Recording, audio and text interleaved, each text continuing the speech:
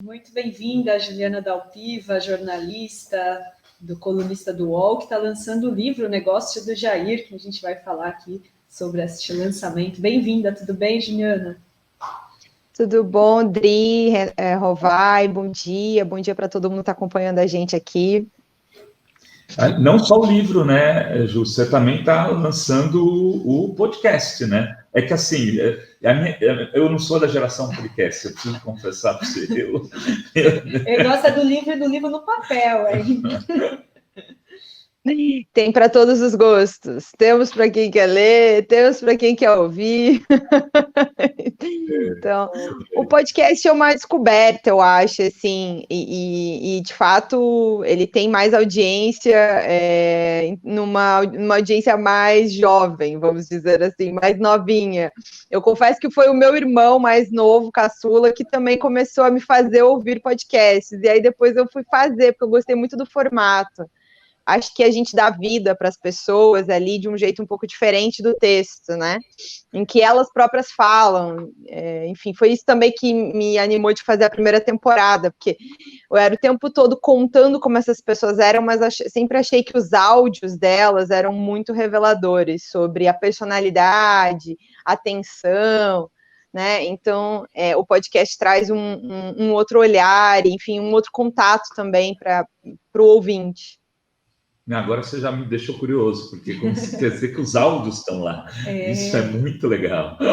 E olha só, tem a capa do livro aqui, para quem ainda não leu, não comprou, O Negócio do Jair, a história proibida do clã Bolsonaro, editora Zahar. Então, eu queria fazer a primeira pergunta, pedindo para você contar um pouco como se deu todo esse processo desse jornalismo investigativo, que você está há anos, né, nessa família, né, investigando isso. Como que se deu esse processo? Até é legal falar sobre o primeiro encontro. No livro você narra isso também com Jair, com o Bolsonaro. O soco no Randolph Rodrigues. Eu sou, assim, a minha tradição, a minha história profissional é de uma repórter de direitos humanos, né? Eu me dediquei muito a essa área, então no início, assim, sobretudo na minha carreira, eu cobri muito crimes relacionados à ditadura.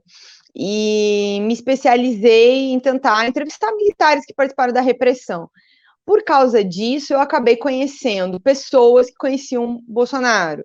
E o próprio, né? No livro tem esse relato de 2013, setembro de 2013, estava fazendo uma matéria com um colega do Globo, na época eu trabalhava no Globo, com o Chico Otávio, e a gente estava indo ao Clube da Aeronáutica, no centro do Rio, entrevistar um militar, e no caminho a gente esbarrou com o Bolsonaro literalmente no meio do caminho, assim, a poucos metros do clube. E aí paramos, cumprimentamos, conversamos ali rapidinho, e aí, enfim, ele até, eu me lembro que me marcou muito isso, assim, a gente falou muito abertamente, né, o que a gente estava fazendo, investigando o desaparecimento do Stuart Anjo. E aí ele não fez nenhuma, assim, crítica, objeção, nada, não chamou a gente de comunista, esquerdista, essas coisas, né, que geralmente ele fala em relação à imprensa, ainda mais nessa área de cobertura. E aí eu até guardei aquilo, nossa, tem um pouco de personagem em torno da pessoa que vai para os holofotes falar outra coisa muito diferente, me surpreendeu.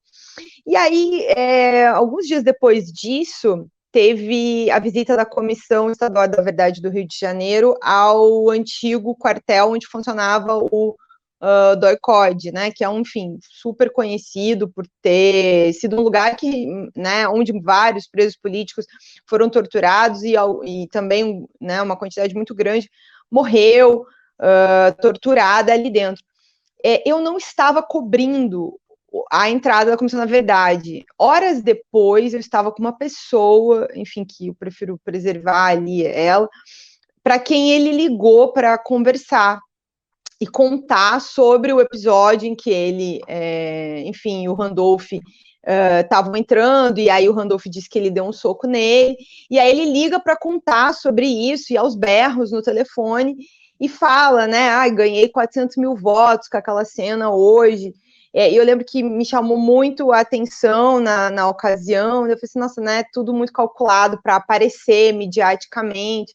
Então, assim, mas essa é a história do Jair Bolsonaro. Só que naquela época, e eu acho que essa é a questão em torno dele com a imprensa e, sobretudo, o governo, ele não era um player do jogo, né? Ele não dava as cartas, ele não tinha uma importância política, não tinha poder, sobretudo.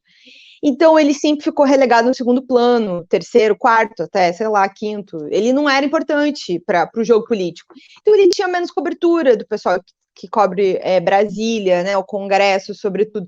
O Bolsonaro aparecia em entrevistas polêmicas com falas de cunho racista, machista, homofóbico, enfim, entre outros. E quando ele se candidata, em 2018... para mim, e eu acho que, enfim, sobretudo para quem começou a cobrir aquela ascensão, né? Ou quando o Lula é preso, o Bolsonaro imediatamente vai liderar a pesquisa. O Lula sai do jogo, que era quem liderava, e o Bolsonaro começa a liderar a pesquisa. O que tinha ali meio que analistas que falavam que eventualmente ele iria, sei lá, né, desidratar, iria perder. E aí não, ele cresce a ponto de fazer quase 45% dos votos no primeiro turno e ganha efetivamente a eleição. Só que lá no começo, assim, sei lá, abril, março, quando você não via essa certeza ainda sobre essa vitória, mas você via ele ali, sobretudo depois da prisão do ex-presidente Lula, crescer, o que estava apresentado? Um candidato que, apesar de estar na vida pública há 30 anos, era alguém que estava fazendo uma campanha completamente diferente do que a gente está acostumado a cobrir campanhas, né? É sem um marqueteiro famoso, é sem dinheiro, é sem os maiores partidos do Congresso por trás apoiando, e também com, assim, nos meus primeiros contatos, retomando os contatos que eu tinha da época de cobrir a ditadura, eu já ouvia a história, sabe, sobre como é que eles iam fazer. Não, a gente não vai contratar marqueteiro, o que a gente vai fazer tem 2, 3 assessores, um no gabinete do Flávio, outro no gabinete do Carlos, um no do Eduardo, esse pessoal vai, acompanha ele, filma, depois manda pra gente manda no WhatsApp, depois botam nas páginas na internet, e é assim, vai ser isso e tal. E aí a gente começa ali ainda, que aí começa a cruzar as histórias, né? Eu começo um pouco por ali, mas muito numa tentativa de entender o todo, quer dizer, quem quais são seus funcionários de gabinete, porque já tinha ali reportagens de outros colegas também da imprensa trazendo a questão do patrimônio. A Folha tinha feito uma matéria importante em janeiro de 2018, já tinha vindo à tona a história da Val do Açaí.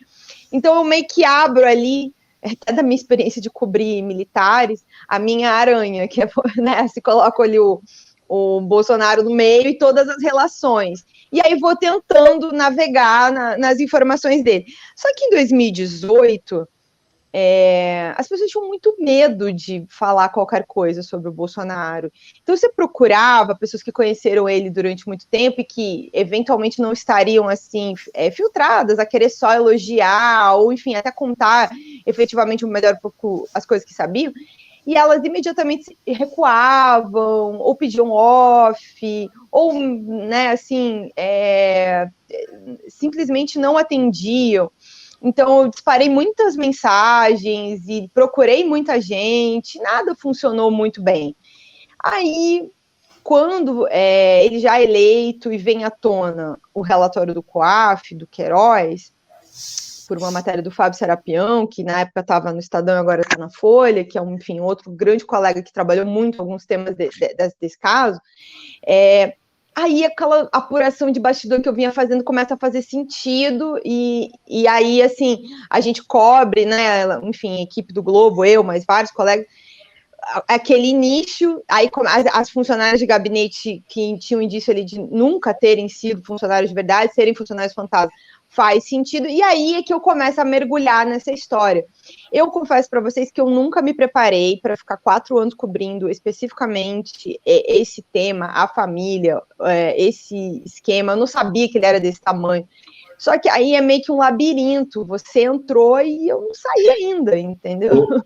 Ô Juliana, eu queria então começar falando do labirinto, né, porque é uma matéria que explodiu aí nos últimos dias, que é a questão dos imóveis, né? E você resgata, até separei aqui o trecho do livro, você resgata lá o início desse labirinto do negócio do Jair, que é quando o candidato disputou o primeiro cargo, né, o caso o Bolsonaro, ele declarou ser dono de um Fiat Panorama, uma moto e 2 terrenos em Resende, no interior do Rio.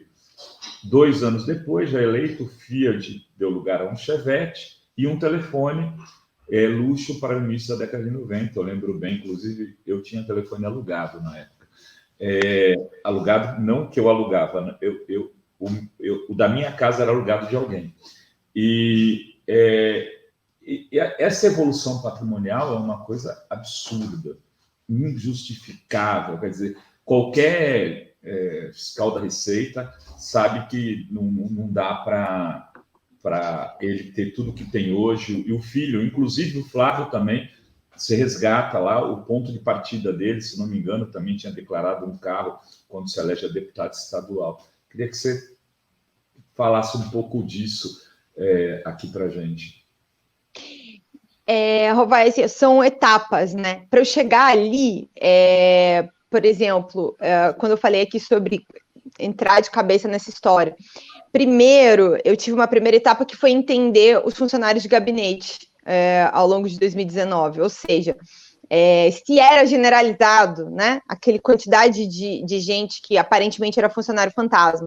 E aí uma fonte começa a me falar sobre isso, sobre como ele tinha envolvido toda a família. Então eu primeiro vou olhar para o nepotismo, porque ele chegou a colocar 22 pessoas da própria família entre o gabinete dele, do Carlos e do Flávio, e até do Eduardo, em certa maneira. E aí a gente enxerga lá aquela história dos 286 funcionários, 102 que tinham relações familiares. É meio que um modus operandi, quer dizer, ele bota pessoas da família ou pessoas de confiança e pessoas de confiança, Juliana, com as suas famílias. Você deu uma travada, Juliana? Eu vou até te pedir, porque tem travado bastante, não está te falando. Se você sair de novo para entrar, enquanto a gente lê os superchats, porque, em geral, às vezes, quando sai, entra de novo, fica melhor. Deixa eu só ver até a minha rede. Tá. Enquanto isso, abrir e ler os superchats. Isso mesmo, que a galera pode mandar a colinha, gente. Ritmo de eleição aqui na live de hoje. O Olney Araújo, em Minas, Fernando Pimentel, 1355, Macaé Evaristo, 13130, Alexandre Silveira, 555, Calil, 55 e Lula, 13. Obrigada, Olney. Andrés Reis, Thaís, 13333, Douglas Belchior, 1375, Márcio França, 400, Haddad, 13, Lula, 13. Elisete, li sim, depois eu li Elisete. A Dione Scarpelli, Lula, França, Haddad e 2 mulheres negras. Tamiri Sampaio, 1328, e Thaís Pacheco, da Quebrada, 133333. Educação. Obrigada, Dione. Tem também, olha só quem está aqui, o Marcos Caseiro. Olha o caseirão. Querido Lênio, não esquece de gravar um videozinho para o Dr. Caseiro. Deixa eu mandar aqui para o Lênio. 13192 SAMU. Grande abraço, Marcos Caseiro, que amanhã está aqui, né, no Fórum 11h30. Rodrigo Pereira, essa subida da Tebet no Sudeste pode atrapalhar a vitória do Lula no primeiro turno? Ou ela ainda vai sofrer com o voto útil igual o Ciro? Rovai essa pergunta é para o Rovai, hein, Rovai? Será que pode atrapalhar a vitória do Lula, essa subida da Tebet? Pode sim, porque acho que quem pode crescer com o debate é a Tebet. Mas vou falar melhor disso no Fala Rovai. Então, fique ligado que hoje tem Fala Rovai, no final do programa. Eduardo Caselato, o método dele é infalível, só que é contra o método. Olha só. Eu acho que ela não conseguiu votar, né, Juliana? Júlio Silva, novo membro chegando. Júlio, bem-vindo. Roberta Martins, no Rio de Janeiro, Chico D'Angelo, 1210, Verônica Lima, 1358, André, 133, Rodrigo Neves, 12, Lula, 13. O pessoal mandando as suas colinhas.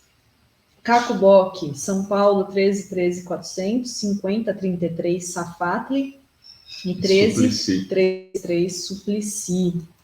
E tem aqui Histórias para Sonhar. Federal Marina Silva, 18.18, Estadual Ju Salvete, 18.016, Senador França, 400, Governador Haddad, Presidente Lula, obrigada pelo superchat. Vamos já subir a Juliana e depois a gente continua.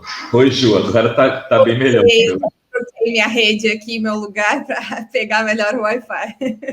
Maravilha. Legal. Mas lá, você estava contando aí da questão dos imóveis, e aí, do patrimônio. Eu te diria que, assim, eu precisei entender, né, um pouco, assim, se era generalizado, se tinha um volume de dinheiro. E aí, de fato, a gente chega a essa totalização grande de funcionários num material que ficou bem conhecido lá, que eu fiz com a equipe do Globo. E aí, ao mesmo tempo, esse contato com as fontes começa a falar sobre, olha, eles compraram muitos imóveis com dinheiro vivo. E aí, enfim, ao mesmo tempo estou eu lá fazendo minha apuração própria, minha investigação própria, com documento público, cartório, enfim, informação de vendedores, pessoas. E o Ministério Público do Rio de Janeiro começa a quebra o sigilo do Flávio em 2019, e começa a apurar as lavagens de dinheiro que envolvem, enfim, a história do Flávio. E aí vai convergindo, né? Então, assim, desde 2019, eu venho acompanhando essa quantidade de imóveis comprados em dinheiro. E aí eu começo a entender, e aí eu faço essa linha que você fala. Uma coisa que eu achei interessante, o Bolsonaro declarou esse Fiat Panorama, os terrenos lá e o telefone. Mas, assim, os terrenos, por exemplo, quando você faz pesquisa em cartório, ele nunca registrou isso. Então, assim, ele declarou, mas isso foi, assim, contrato de gaveta, sei lá, entendeu? Então, assim, formalmente, a primeira compra dele registrada é de 95, que é um apartamento no Maracanã. Onde vai morar com a Ele Cristina. já comprou também em dinheiro vivo uma parte do apartamento, não é isso? Não, esse apartamento não. Quem comprou são 2 apartamentos. Ele está separando da Rogéria. A Rogéria, que é a primeira mulher dele, sim, ela compra com 95 mil reais em dinheiro vivo. O dele foi com um cheque administrativo, mas fez parte ali do processo de separação, porque eles estavam formalmente casados ainda, então também era dele formalmente esse apartamento, só que é ela que formaliza esse negócio.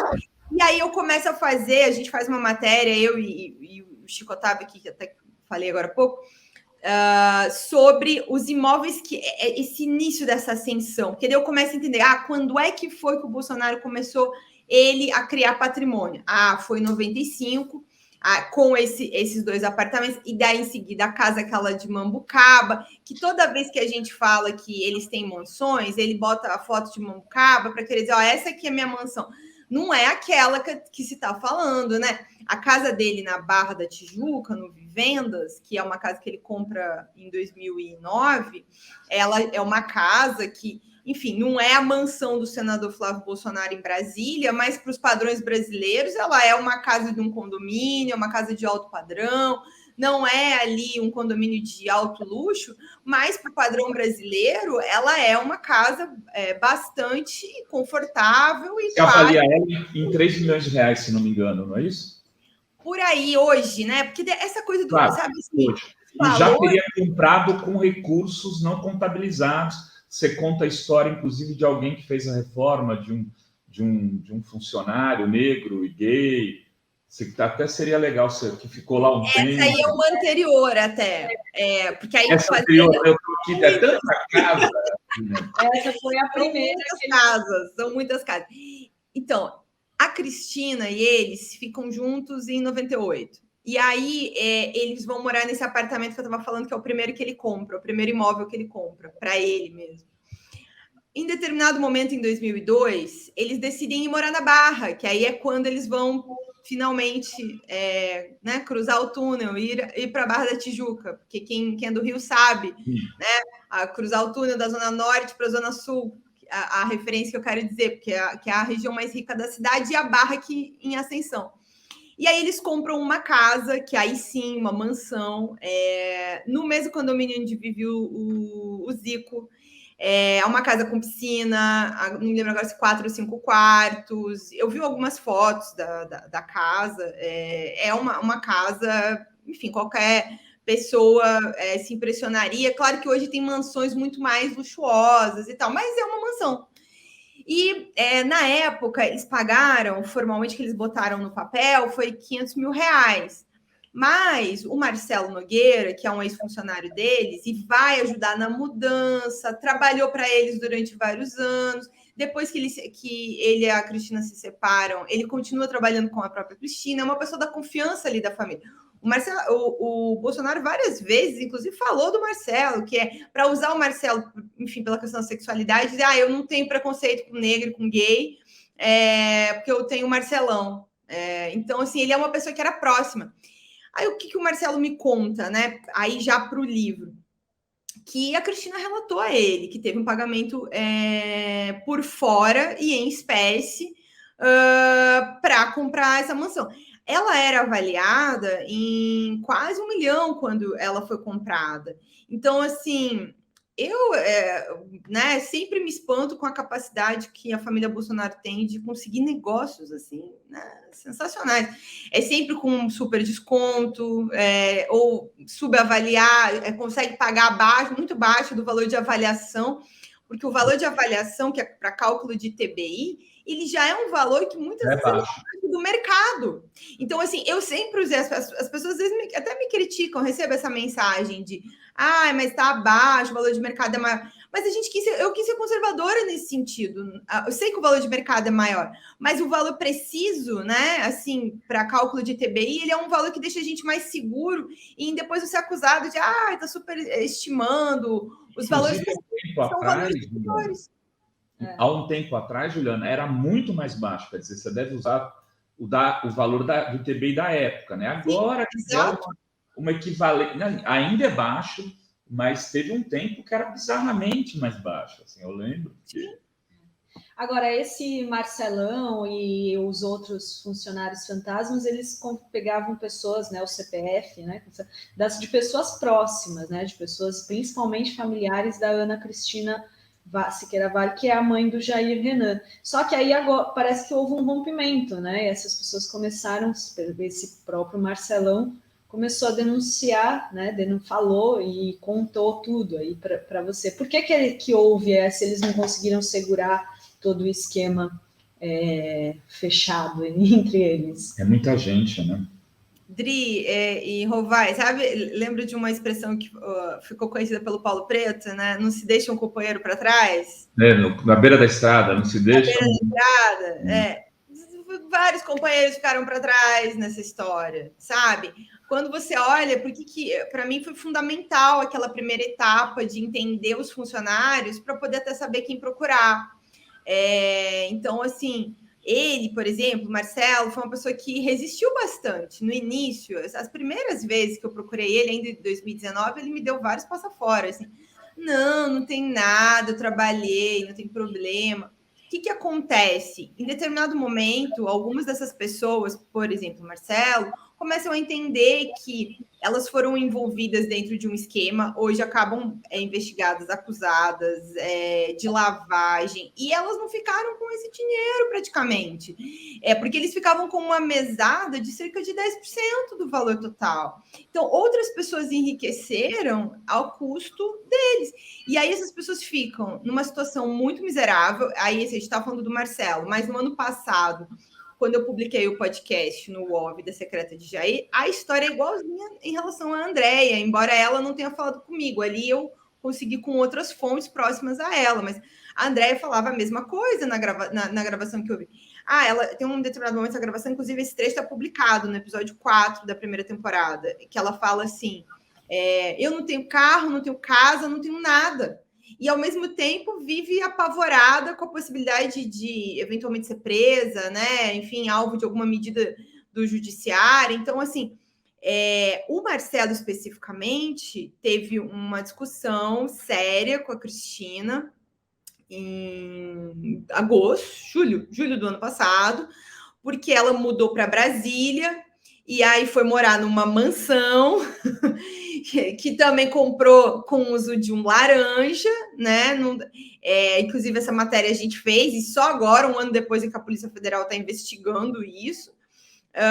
E ela ficou ali enrolando ele com a questão salarial. Eles combinaram um salário, isso, né? A versão dele. E depois ela não queria pagar, com desculpa de que recém tinha mudado, gastado muito dinheiro na mansão, e daí dizendo para ele coisas do tipo: você pode continuar morando aqui, sendo, assim, meio que, né, numa situação de trabalho que, nas palavras dele, parecia uma coisa de trabalho escravo, né, um desrespeito ele não queria ficar morando na casa dela, né, da patroa. E aí eles rompem. E ele começa a contar as coisas que ele sabe, ou parte das coisas que ele sabe. A impressão que eu tenho é que ele sabe mais até, mas ele vive numa situação de vulnerabilidade também. Assim. Ele tem alguma consciência de que o que ele fez é crime também, mas ele, de fato, vive numa situação de vulnerabilidade muito grande, porque ele não ficou com esse dinheiro. E eu acho que o que acontece com uma outra pessoa, por exemplo, envolvida nessa história também, que é a Luísa Souza Paz, que é uma assessora do Flávio, aí já próxima do núcleo do Queiroz. Ela nunca deu entrevistas, mas ela fez uma colaboração com o Ministério Público do Rio de Janeiro, inclusive que não está anulada pela Justiça, não foi alcançada pelas decisões do STJ, em que ela confessa que devolvia cerca de 80% do salário dela mensalmente ao longo de anos para o Queiroz, e que ela nunca trabalhou, foi funcionária fantasma, e que tinha conhecimento de que outras pessoas no gabinete, assim, as filhas do Queiroz, a mulher do Queiroz, viviam nessa mesma situação. Então, assim, eu até, quando a imprensa fala suposto esquema de rachadinha, não, gente, suposto não. Tem confissão, tem prova. Não, suposto não foi. Suposto não. Já é um fato. Aconteceu. Pode falar. E aí, eu queria até perguntar, aconteceu, o Bolsonaro, acho que é o Bibiano que conta, que o Flávio Bolsonaro tomaram conhecimento antes de que isso estava sendo investigado, que podia estourar, né, que um delegado da Polícia Federal, alguma coisa assim, tinha de comunicar. Eles sabem antes de assumir isso daí, e depois eles acabam fazendo toda uma operação que envolve o ACF, a mudança de advogados. E eu queria que você me dissesse assim, até onde você conseguiu apurar como eles conseguiram tapar essa panela. Porque, no fim, eles estão saindo vencedores desse processo todo, né, Juliana? Eles conseguiram interromper essas investigações, e o Flávio já vai estar no 4º ano do mandato, tranquilo, o Jair terminando seu mandato também, enfim. Como MP do Rio, se teve alguma ação dentro do MP, o que você desconfia? Eu acho que tem etapas disso, sabe? As pessoas falam muito sobre esse episódio do vazamento da Polícia Federal. Eu acho que, inclusive, conversando com gente da PF, já ouvi isso. Olha, a história que eles contam, tanto a história que o Bebiano me contou, como o Paulo Marinho deu depoimento nesse sentido, de que eles souberam, Paulo Marinho e Bebiano, já depois da eleição, quando explode o caso do Queiroz, e aí eles são acionados para tentar ajudar, num primeiro momento, a montar o esquema jurídico, e aí é relatado pelo Flávio e por um outro advogado amigo dele, que é o Vitor Granado, que eles sabiam disso, que tinha um relatório que atingiria o Queiroz e, eventualmente, o presidente Flávio. Só que essa história, como eles contam, né, muito além do que o que eles contam, não dá para avançar, se foi realmente pela PF, ou se foi pelo Ministério Público Federal, ou pela Receita, ou por onde foi. Mas uma coisa que fontes da Polícia Federal sempre disseram foi assim, uma coisa é fato, que vazou, porque tem a exoneração, o Queiroz é exonerado, a filha do Queiroz é exonerada. Então, eles souberam, alguma coisa eles souberam. Eu tendo a acreditar que, no sentido de que, naquela época, eles confiavam a ponto de pedir ajuda jurídica, acredito que a história que eles contaram é a história que eles sabem, né? Que alguém da Polícia Federal teria ajudado. Agora, sabe qual é a coisa que mais me chama a atenção nesse período? É a leniência do Ministério Público do Rio de Janeiro no ano de 2018. Por quê? A Lava Jato, Rio de Janeiro, estava investigando o que ia se tornar lá na frente a Operação Furna da Onça. O relatório do COAF é de janeiro de 2018. Aí, como é crime estadual, não seria crime federal, eles não tinham jurisdição para apurar, eles enviam, a Lava Jato Rio envia esse relatório ao Ministério Público do Rio. E ao longo de 2018, isso fica lá parado, nas mesas da Procuradoria-Geral de Justiça do Rio de Janeiro. Quando vem à tona pela imprensa... Quem era governador na época era o Braga Neto. Mas eu vou te dizer que assim, eu não tenho nada para te dizer. A apuração que eu tenho é em torno do Ministério Público do Rio de Janeiro porque não era o caso do Flávio, não era o único.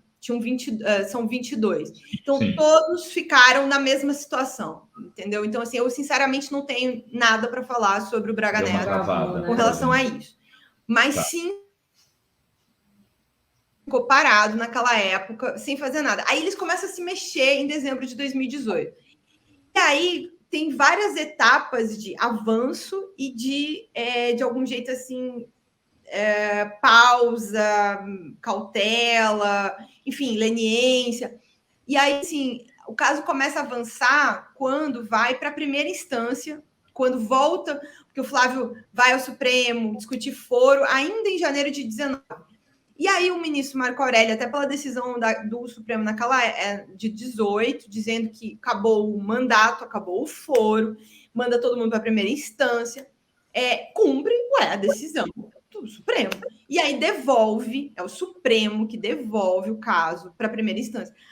Aí, na primeira instância, no grupo de investigação especializada em corrupção, o antigo GAEC, começa a avançar, é pedida a quebra de sigilo, a equipe técnica que faz avaliação, análise de dados, fez um trabalho bastante detalhado de cruzamento de dados para saber, assim, olha, boletos que foram pagos, né? E não teve saque de dinheiro nesse tempo. E ainda assim, num período extenso, 2007 a 2018, é um levantamento de dados muito grande, muito detalhado. Quem quiser ler a denúncia do senador Flávio Bolsonaro, ela está na internet, tá? Um dia ela foi sigilosa, mas a imprensa teve acesso, outros colegas, não fui eu, publicaram ela na íntegra, inclusive na internet. Quem quiser é só procurar e dar um Google que acha, tá?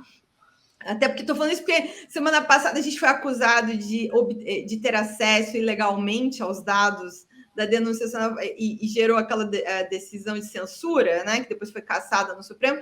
Mas esses dados da denúncia do senador Flávio Bolsonaro, que ele quer apagar da memória das pessoas, estão na internet, na íntegra. Pode ler o documento do Ministério Público. E aí eles fazem e avançam até o ponto que chega a prisão do Queiroz, né? E já em 2020. E aí, em seguida, meses depois, vai até a denúncia, que aí já na discussão de foro é apresentada na segunda instância, mas muito pelo trabalho que foi feito pelo grupo de atuação especializado. E aí é que começa um outro momento que parece, assim, até a gente deu o último título do livro, de O Clã Contra-Ataca, né? Porque aí vem uma ofensiva jurídica imensa para discutir questões processuais. Primeiro é isso, criar foro para o Flávio, porque até então corria na primeira instância porque o Supremo mandou para a primeira instância para cumprir a decisão que o Supremo mesmo tinha dado. Aí arruma um foro especial junto ao tribunal, né, ao órgão especial. Aí tira do juiz de primeira instância que estava deferindo todas as medidas de investigação para instruir o processo. Quebra de sigilo, operação de busca e apreensão, a própria prisão do Queiroz. Tira do juiz. No que tira do juiz, no primeiro momento, eles, ao entenderem que como eles estavam criando uma jurisprudência nova, ou seja, criando um foro, o juiz era competente quando decidiu. Ficou decidido lá na primeira instância. Então, mantém-se as decisões do juiz, mantém as provas coletadas. Aí, essa que e a própria quebra de sigilo, que também é discutida lá na primeira instância. Aí sobe tudo isso ao STJ, e aí começa a vir, né, o papel bastante importante do ministro João Otávio de Noronha, que, no momento, ele era o presidente do STJ, em julho de 2020. Ele, no plantão, dá uma decisão para dar domiciliar ao Queiroz e para a mulher do Queiroz, que estava foragida da justiça há 40 dias. O que é assim, eu desconheço, não conheço outro caso de um foragido da justiça 40 dias que ganhou. Aliás, depois tem a viúva do capitão Adriano, mas até então a Márcia é a primeira que eu tenho conhecimento. E esse é um primeiro momento de baixar a tensão muito, porque no bastidor tinha muita especulação em torno do que a mulher do Queiroz era capaz de fazer caso ela continuasse ou fosse eventualmente presa mesmo. A família sob alta tensão e o próprio Queiroz. Aí eles conseguem o foro, conseguem botar o Queiroz em domiciliar. Aí tem uma mudança de ministros nas turmas no STJ, e o Noronha vai para a 5ª turma, que na época da Lava Jato era conhecida por Câmara de Gás, né, numa referência infeliz à maneira como, enfim, né, a Alemanha nazista, porque condenava todo mundo, né, assim, os advogados é que faziam essa referência, porque não se sentiam ali recebidos os recursos, etc. Mas o Noronha vai para a turma, aí ele começa a questionar as decisões do Fischer, e ele consegue ter, na discussão da quebra de sigilo, já em fevereiro do ano passado, o voto dele é o voto revisor, é o voto vencedor. Ele pede vista, né? E aí faz esse voto revisor, e aí ele se torna o ministro prevento do caso do Flávio no STJ. Isso muda a vida do Flávio, né, no STJ. A discussão sobre a quebra de sigilo, ela é bastante sinuosa, assim, vários juristas concordam que o juiz de primeira instância tinha que ter escrito mais, tinha que ter elaborado melhor a decisão, mas falam que aquilo foi um erro mais de forma, né? Era só emitir outra decisão. Então, assim, a base jurídica que existia, então, não seria, num processo comum, assim, tão difícil assim de obter uma nova quebra de sigilo. Mas acho que a chave está aí, sabe, Rovai? Desde fevereiro de 2021, o Ministério Público do Rio de Janeiro, aí já em nova gestão, tem uma missão para continuar com esse caso, que é quebrar o sigilo do Flávio de novo. Por que não apresentou esse quebra de sigilo de novo? É a pergunta, sabe? Que é uma pergunta difícil de responder, porque dado para quebrar sigilo, tem, sabe? Base para fazer esse novo pedido existe. Pode ser que o judiciário não autorize, mas para pedir, tem. Ô Juliana, a gente, infelizmente, está chegando no final da entrevista. Eu gostaria de ficar aqui umas 2 horas contigo, mas, assim,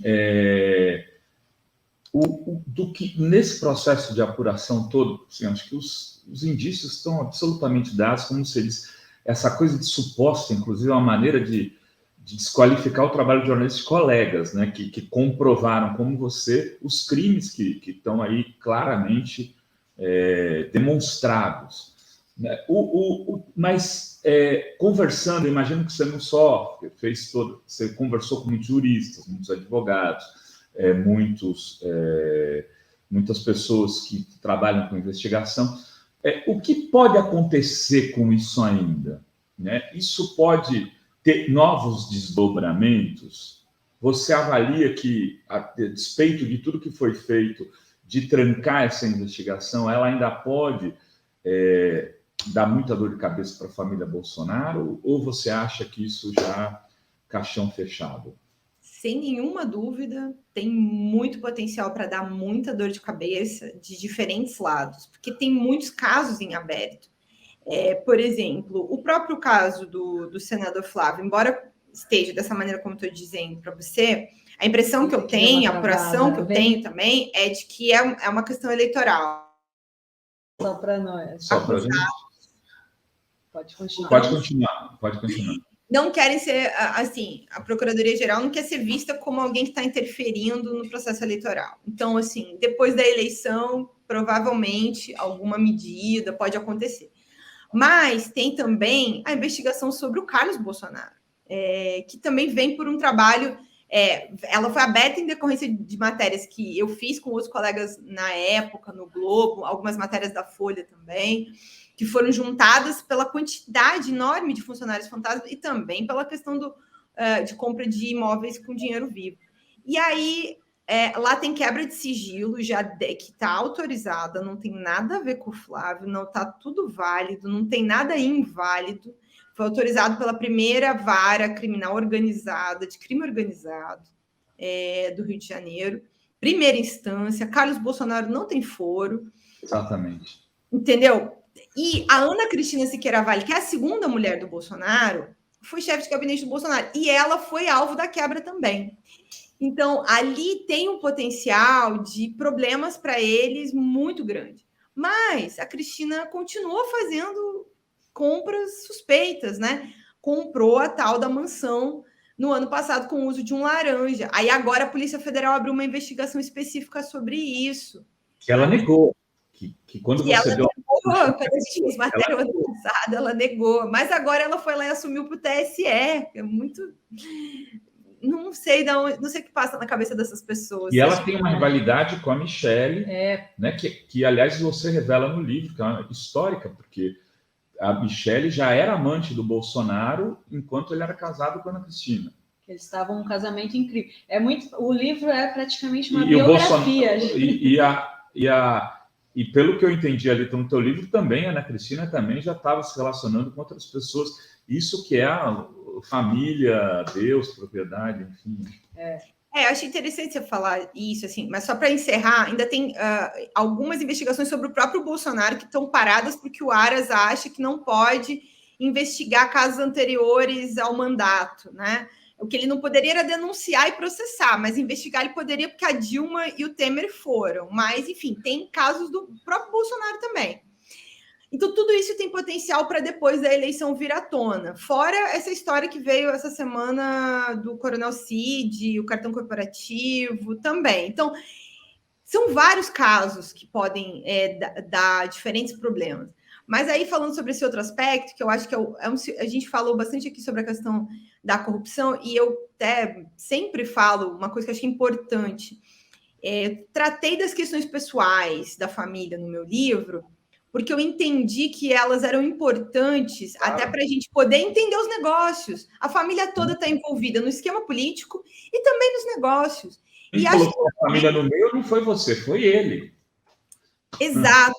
Mas também por uma outra coisa, que eu acho que é importante a gente falar aqui, que você falou sobre a questão da família tradicional.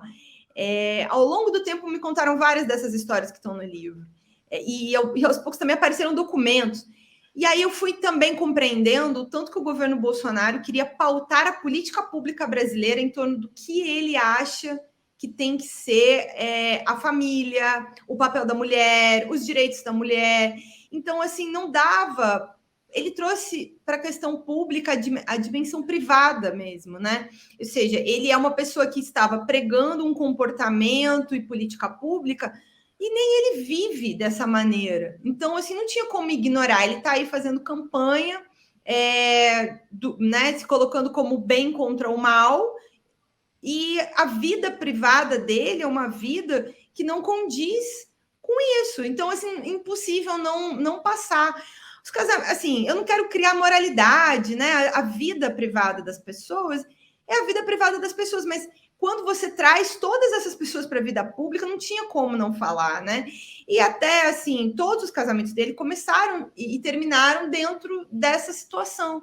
Só que, ao mesmo tempo, aí, enfim, ele vai, né, para púlpito religioso colocar uma imagem que, na prática, ele não vive sob essas regras e nem sob essas doutrinas, dogmas religiosos. Então, ele não tinha como esconder isso dos brasileiros.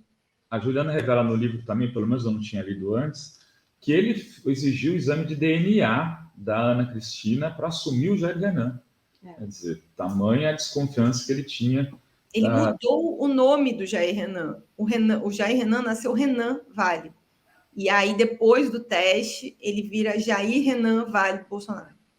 E ainda tem a questão do aborto, né? Que, no caso, quando ele foi questionado, não, é a decisão do casal, né? E depois diz que a Ana Cristina que quis levar adiante a gravidez, porque quando ela engravidou, ele ainda estava com a Rogéria, que era a primeira esposa. Talvez essa seja uma das maiores hipocrisias da campanha, porque sempre me chamou muita atenção a capacidade dele falar sobre essa questão do aborto, né, querendo restringir ainda mais a nossa legislação, que já é bastante restritiva, uma das mais restritivas no mundo, e ele tem esse passado, né, essa história, assim, que foi uma coisa, por exemplo, que atrapalhou muito o José Serra na campanha de 2010, numa situação parecida, em que ele também quis usar essa carta da cartada da história do aborto, e aí, enfim, ele também tinha uma questão pessoal em torno disso. E o Bolsonaro parece que quer usar, e eu acho até que a imprensa, no fim, explorou um pouco algumas dessas declarações que são de colegas jornalistas ao longo do tempo, mas é impressionante como ainda não acessa para o público mais próximo dele essa informação de que ele viveu uma situação dessa, ele já se colocou contrário, ele tem uma hipocrisia em torno disso, né? Muito bem, Ju. Depois da eleição, se você tiver com um tempinho, você volta para a gente falar sobre essa coisa do Carlos, perspectivas futuras, até porque aí a gente já vai ter claro, né, se o Bolsonaro vai se reeleger, se o Lula vai se reeleger, se vai se eleger. Umas férias, mas a gente tenta marcar. Tem gente perguntando o nome do livro, Negócio do Jair, da Juliana Dalpiva, História Proibida do Clã Bolsonaro, editora Zahar. Então tá aqui para quem está perguntando. E não deve ser fácil ficar envolvido. Fazer uma propaganda do podcast também? Por favor. Então, a gente publicou na semana passada, tá em todas as plataformas de áudio, no Spotify, Deezer, Apple Podcasts, no YouTube, no Google Podcasts, e até no UOL mesmo, quem quiser ouvir pelo UOL, fica à vontade. A segunda temporada do UOL Investiga, Polícia Bandida e o Clã Bolsonaro. Eu trago alguns aspectos que estão no livro, mas aí a história é um pouco para contar como são as relações da família, do clã Bolsonaro com policiais bandidos. Tem um mergulho na relação dele com o Adriano da Nóbrega, sobre como que acontece a ascensão do Adriano da Nóbrega, sobre como o Bolsonaro foi visitar o Adriano na cadeia, na época que ele estava respondendo por um homicídio, e também, enfim, como eles ignoraram o perigo das milícias ao longo do tempo, querendo diferenciar milicianos e bandidos, como se milicianos não fossem bandidos.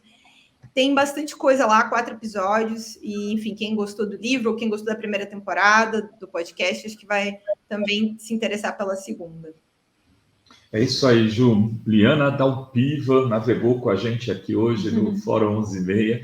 Muito obrigado. Boa sorte aí, espero que você depois possa tirar férias